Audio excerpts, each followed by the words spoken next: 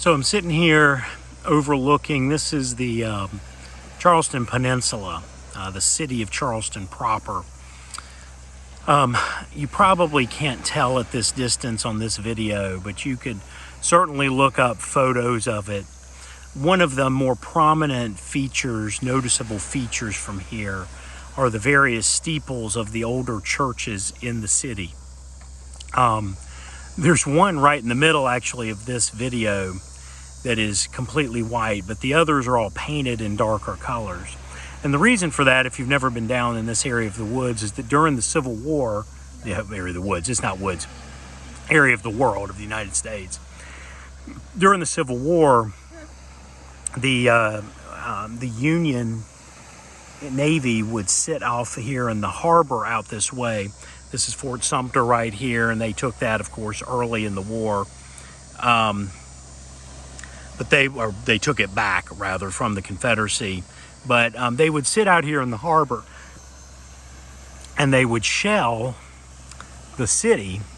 And what they would use at night, they would shell it using the steeples as like markers, as a place, a way to know where the city itself was. They could see the white steeples at night. And so the people of some of these churches actually painted their steeples really dark colors. Some of them are black, specifically to avoid being spotted at night, to be used as points for which the Union to be able to use to shell the city of Charleston. And it just got me thinking, because I'm getting ready to do a series at Arsent. We do a Bible study every Tuesday. We're getting ready to study the book of Daniel.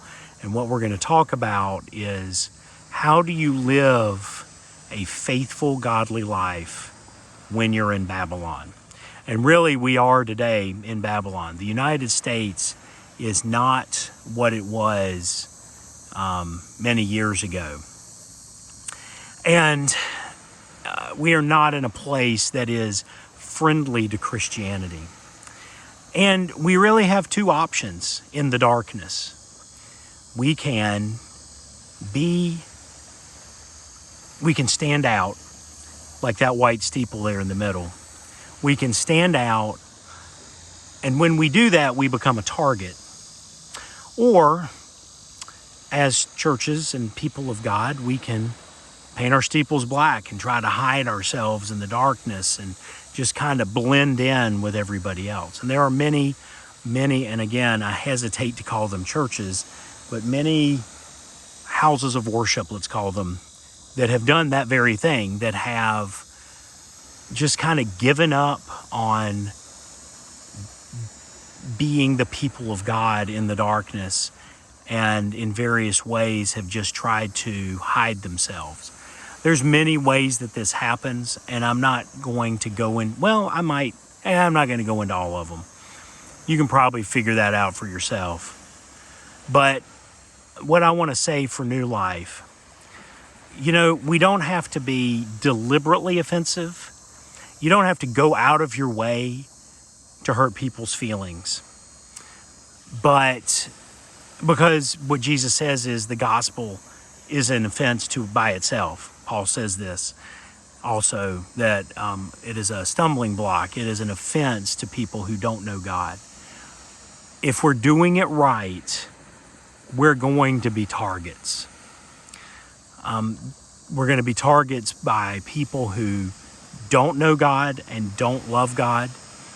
And we're especially going to be targets by people who say they know God, but truly are not disciples, and who don't like that attention.